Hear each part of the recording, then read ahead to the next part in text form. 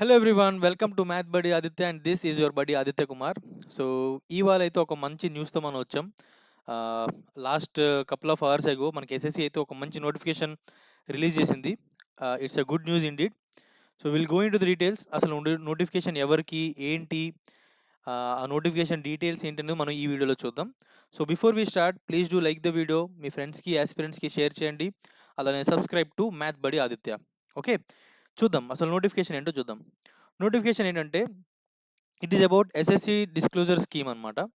ఆ disclosure scheme ఏంటి అన్న దాని మీద ఈ నోటీసు.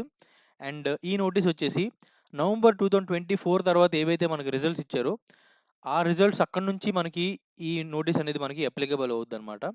ఓకే, సో ఏంటంటే అసలు ఇది ఈ నోటిఫికేషన్ ఒక ముఖ్య ఉద్దేశం ఏంటంటే మనకి ప్రతి ఎగ్జామ్లో రిక్రూట్మెంట్ జరుగుతుంది, ఒక మెరిట్ లిస్ట్ అనేది వస్తుంది అనమాట. ఆ మెరిట్ లిస్ట్కి ఎవరైతే క్యాండిడేట్స్ రికమెండెడ్ క్యాండిడేట్స్ అనమాట వాళ్ళు. సో ఎవరైతే కట్ ఆఫ్స్కి దగ్గరగా వచ్చి ఎవరికైతే జాబ్ రాదో వాళ్ళని మనం నాన్ రికమెండెడ్ క్యాండిడేట్స్ అంటాం. సో ఎస్ఎస్సి ఏం డిసిషన్ తీసుకుందంటే ఈ నాన్ రికమెండెడ్ క్యాండిడేట్స్ ఇన్ఫర్మేషన్ని వాళ్ళు పబ్లిష్ చేస్తారనమాట.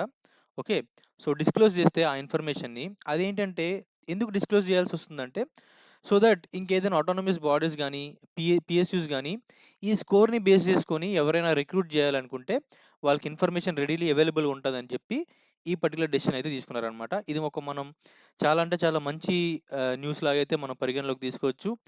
ఎందుకంటే మనకు చాలామందికి జాబ్స్ దగ్గర వరకు వచ్చి పోతూ ఉంటాయి.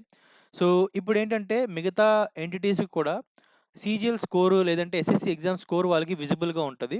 సో దట్ వాళ్ళ జాబ్కి ఈ ఎగ్జామ్కి ఈ జాబ్కి ఇవన్నిటికి వాళ్ళకి సీజీఎల్ ఒక ఫర్ ఎగ్జాంపుల్ సీజీఎల్ ఎగ్జామ్ తీసుకుందాం. ఒక ఎక్స్వైజెడ్ బాడీకి సీజీఎల్ స్కోర్ ఇంత ఉంటే బాగుంటుంది అనుకుంటే they can look at the non recommended candidates score చూడొచ్చు, స్కోర్ చూసి వాళ్ళని వాళ్ళు రిక్రూట్ చేసుకోవచ్చు అనమాట. సో ఇలా ఇన్ఫర్మేషన్ పబ్లిష్ చేయడం వల్ల చాలా బాడీస్కి మన డీటెయిల్స్ అని వెళ్తాయి. అండ్ మనకు కూడా ఇంకా అదర్ బాడీస్ నుంచి మనకైతే రిక్రూట్మెంట్ జరిగే అవకాశాలు కూడా ఉంటాయన్నమాట. ఓకే, సో దాంట్లో భాగంగానే ఏమేమి డీటెయిల్స్ వాళ్ళు డిస్క్లోజ్ చేస్తారంటే name, father's name, date of birth, category, gender, educational qualifications, total marks, అసలు ర్యాంక్ ఎంత ఆ మెరిట్ ఆర్డర్లో, అడ్రస్ అండ్ ఈమెయిల్ అడ్రస్, ఈ డీటెయిల్స్ అయితే వాళ్ళు డిస్క్లోజ్ చేస్తారు. సో దట్ ఎవరైనా ఒక థర్డ్ పార్టీ లేదంటే ఒక అటానమస్ బాడీ ఎవరైనా వచ్చి చూస్తే వాళ్ళకి డీటెయిల్స్ అన్నీ వచ్చి ఆ ర్యాంక్ ఏంటి అండ్ కాంటాక్ట్ అవ్వాలనుకుంటే వాళ్ళ హౌస్ అడ్రస్ ఏంటి, ఈమెయిల్ అడ్రస్ ఏంటి అనేది వాళ్ళు డిస్క్లోజ్ చేస్తే ఇన్ఫర్మేషన్ అనమాట. ఓకే, సో దీంట్లోనే కొన్ని డిసిషన్ తీసుకున్నారు కమిషన్. అవేంటంటే ఆప్ట్అవుట్ ఆప్షన్ అనమాట. ఓకే, సో ఇప్పటి నుంచి జరిగే అప్లికేషన్స్లో ఏంటంటే మనకి ఈ ఆప్ట్అవుట్ ఆప్షన్ అనేది మనకి అప్లికేషన్ ఫామ్లో ఇస్తారు. సో దట్ మనం ఏంటంటే అది ఒకవేళ ఆప్ట్అవుట్ చేస్తే మన డీటెయిల్స్ అనేవి డిస్క్లోజ్ చేయాలన్నమాట. లేదు ఒకవేళ మనం ఆప్ట్అవుట్ చేయకపోతే మన డీటెయిల్స్ ఇన్ కేస్ మనం ఫైనల్ స్టేజ్ ఆఫ్ సెలెక్షన్లో మనం అవ్వకపోతే మన డీటెయిల్స్ అనేవి వాళ్ళు డిస్క్లోజ్ చేస్తారనమాట. ఓకే, అది మనకి ఒక ఫస్ట్ డెసిషన్. సెకండ్ డిస్కషన్ ఏంటంటే ఈ వ్యాలిడిటీ ఎంతవరకు ఈ పర్టికులర్ డిస్క్లోజర్ అనేది వ్యాలిడ్ అంటే 1 ఇయర్ వరకు ఈ డీటెయిల్స్ అయితే కమిషన్ వెబ్సైట్లో అవైలబుల్గా ఉంటాయి. సో దట్ ఎవరైనా ఆటోనమస్ బాడీస్ వచ్చి చెక్ చేసుకొని వాళ్ళు రిక్రూట్ చేసుకోవాలనుకుంటే. ఓకే, సో ఇందులో పర్టికులర్గా సెలెక్షన్ పోస్ట్ ఎగ్జామ్స్కి వచ్చేసి ఈ పర్టికులర్ డిస్క్లోజర్ అనేది అవైలబుల్ కాదనమాట. సో సెలెక్షన్ పోస్ట్ ఎగ్జామ్స్కి ఈ డిస్క్లోజర్ చేయరు. అందులో మెరిట్ వచ్చిన క్యాండిడేట్స్ జాబ్ వస్తుంది and non recommended candidates details అయితే మన కమిషన్లో పెట్టరనమాట. ఓకే, సో అండ్ ఇంకొక కీ డెసిషన్ ఏంటంటే ఎంతమంది డీటెయిల్స్ పెట్టాలి. ఎందుకంటే మనకి సీజీఎల్లో లాస్ట్ టైం చూస్తే 150 మెంబర్స్ అయితే మనకి క్వాలిఫై అయ్యారు మెయిన్స్కి. అది ఫైనల్ స్టేజ్ ఆఫ్ ఎగ్జామినేషన్. అందులో మనకి 18,000 మెంబర్స్కి జాబ్స్ అనేవి వచ్చినాయి. సో 18,000 తర్వాత ఇంకో 132 వరకు డీటెయిల్స్ పెడతారంటే పెట్టరు. It's only 2 times the number of vacancies అనమాట. సో 18,000 ఉన్నాయి కాబట్టి ఇంకో 36,000 ఎవరైతే నాన్ రికమెండెడ్ క్యాండిడేట్స్ ఉన్నారో వాళ్ళ ఇన్ఫర్మేషన్ అయితే వాళ్ళు ఎస్ఎస్సి కమిషన్ వెబ్సైట్లో వాళ్ళు పెడతారనమాట. సో దట్ ఇంకెవరైనా బాడీస్ వచ్చి దాని వాళ్ళు తీసుకొని రిక్రూట్ చేసుకోవచ్చు అనమాట.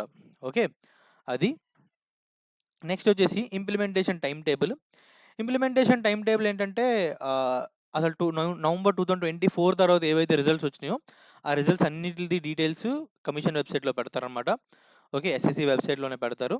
అండ్ సెంట్రల్ గవర్నమెంట్ పోర్టల్‌కి దాన్ని లింక్ చేస్తారనమాట. ఓకే. అది. అండ్ నెక్స్ట్ వచ్చేసి ఆహ్, యాహ్! క్యాండిడేట్స్‌కి ఏం అడ్వైస్ చేస్తారంటే, బికాజ్ నాన్ రికమెండెడ్ క్యాండిడేట్స్‌లో మనం ఉండొచ్చు. ఒకవేళ ఉంటే ఎవరైనా ఆటోనమస్ బాడీస్ గానీ, లేదంటే ఇంకేదైనా థర్డ్ పార్టీ ఇన్‌స్టిట్యూట్స్ గానీ మనకొచ్చి రిక్రూట్ చేసుకునే అవకాశాలున్నాయి కాబట్టి, అప్లికేషన్ ఫాము, దాని రిలేటెడ్ డాక్యుమెంట్స్ ఒక 3 ఇయర్స్ వరకు సేఫ్‌గా, సెక్యూర్‌గా ఉంచుకుంటే చాలా మంచిదనమాట.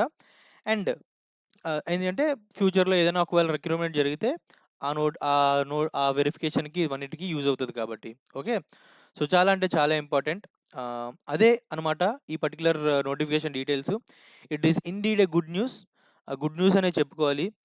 యాక్చువల్‌గా మనం హోప్ చేసిందేంటంటే వెయిటింగ్ లిస్ట్‌కి. కానీ ఈ ద్వారాగా ఏం చేస్తున్నారంటే, సో దట్ ఎగ్జామినేషన్ కండక్షన్ మళ్ళీ మళ్ళీ జరగవసరం లేదు. ఒకసారి జరిగింది. దాని రిజల్ట్ వచ్చింది. సో, ఇప్పుడు ఎవరైతే నాన్ రికమెండెడ్ క్యాండిడేట్స్ ఉన్నారో వాళ్ళ ఇన్ఫర్మేషన్‌ని ఎస్ఎస్‌సి వెబ్‌సైట్‌లో డిస్క్లోజ్ చేస్తారు. డిస్క్లోజ్ చేసిన తర్వాత ఇంకెవరైనా అటానమస్ బాడీస్ వచ్చి వాళ్ళు గవర్నమెంట్ పోర్టల్‌లో చూసుకొని ఆళ్ళకు నచ్చిన క్యాండిడేట్స్‌నైతే వాళ్ళు కాంటాక్ట్ అయ్యి వాళ్ళనైతే రిక్రూట్ చేసుకునే అవకాశాలున్నాయన్నమాట. ఓకే. సో, ఇదే మనకి ఎస్ఎస్‌సి నుంచి వచ్చిన కొత్త notification. Hope you liked it. And it is a good news అని నేను అనుకుంటున్నా. మీకు ఈ న్యూస్ ఎలా అనిపించింది? దీనిలో మీకు డ్రాబ్యాక్స్ ఏంటనేది నాకొకసారి కామెంట్ సెక్షన్‌లో మెన్షన్ చేయండి. ఓకేనా? Thank you guys. బాయ్.